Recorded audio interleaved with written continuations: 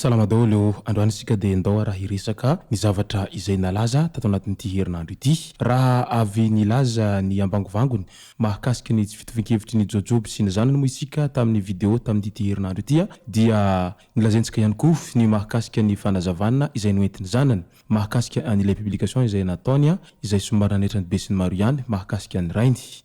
Ka noho izany dia nitondra fanazavany i Andriamatoa Jojoby zany hoe le roi d'Isalegy zany tamin'ity faraparan'ny herinandro ity ary nilaza ny tena zava-misy marina mahakasika an'izay vaovao rehetra izay miely etsero izay. Fa milohan'izay dia manasantsika rehetra hanaraka an'ity vidéo ity hatramin'ny farany. Aza dino ny manao commentaire ambanin'ity vidéo ity mba ahafahana mandravona ireny hevitra rehetra eny anaovantsika vidéo manaraka eo. Tsarovy ny milike ny vidéontsika ary aza dino toraka izany hatrany miabony amin'ny chaîne-natsika mba ahafahanareo manaraka tsy tapaka ny vidéo izay lefa any amin'sesy sy tamatawata gasy toy izao ny fanaovana azy. Tsy ampendrely isika fa avetrany tonga dia vavany ndao ary. Ny olona rehetra dia samy tompona andraikitra daholy amin'ny zavatra ataony na koa amin'ny zavatra izay lazainy. Ary matoa ny olona anankiray izay efa lehibe no miteny sy milaza ary manao fanambarana ny mahakasika zavatra rehetra mandalo dia tokony samy hiasime ny responsabilité ny tsirairay satria tsy misy olon-dehibe hiteniteny fahatany izany ary tsy misy ihany koa ny olon-dehibe ndeha morondainga eto sy eroa. Ary matoa nisy ny olon-dehibe dia tsy maintsy avy nandalo ankizy daholy ny olona rehetra zay vao tonga amin'izay stady maha olon-dehibe izay. Ary ny ray aman-dreny dia natao hitaiza sy hampianatra ny zanany ary hitondra ny zanany amin'ny lalana tsara izay lalana tokony hizorana. Adidin'ny ray aman-dreny izany.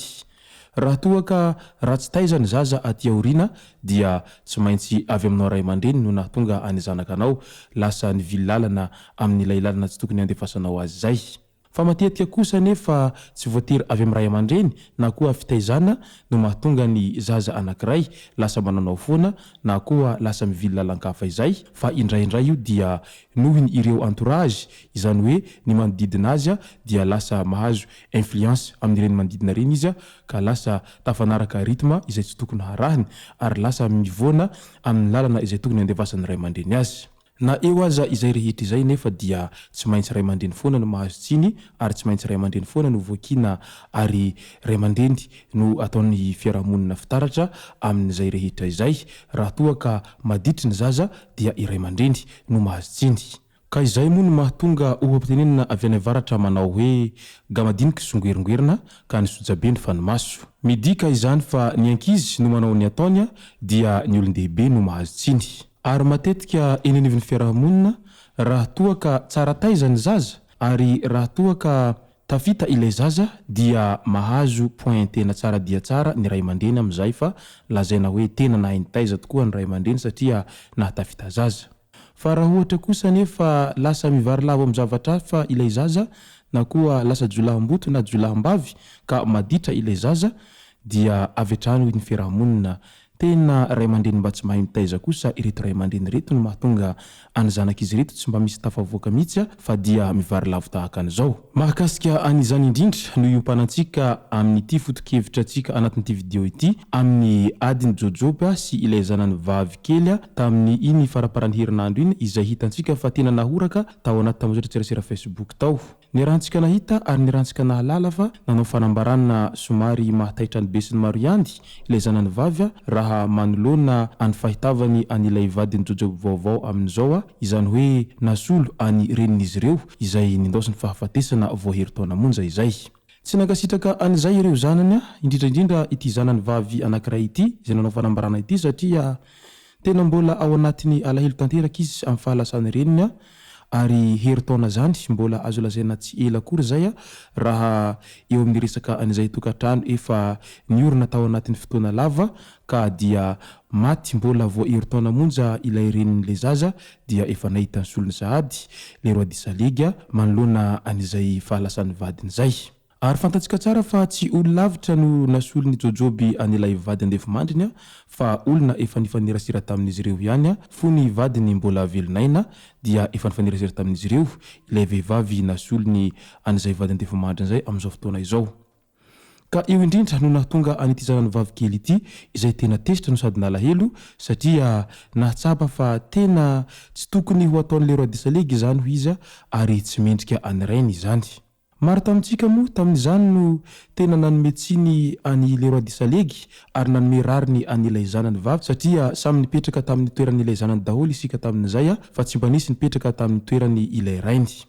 Manoloana izay mba hahatonga an'ity raharaha ity tena hazava kokoa dia nitondra fanazavana le roi de Salegy izay niparitaka tao amin'ny Facebook tao tamin'ity faraparan'ny herinandro ity. Nilaza moa izy tamin'izany fa ialako tsiny aty am-piandohana ho izy raha toa ka manao an'ity fanambarana ity. Naiky tsy teny ihany ny tenako izy fa nefa dia tsy mandry ny saiko amin'ny vaovao izay miely etsiroa. Vaovao izay azo lazaina fa tsy marina izany ho izy satria tsy mbola nisy fotoana ho izy ilay vadiko amin'izao no nahandro sakafo tao an-tranonay tao ary na ihany koa nanome rano any ramatoa vadiko teo aloha, tsy mbola nisy izany ho izy.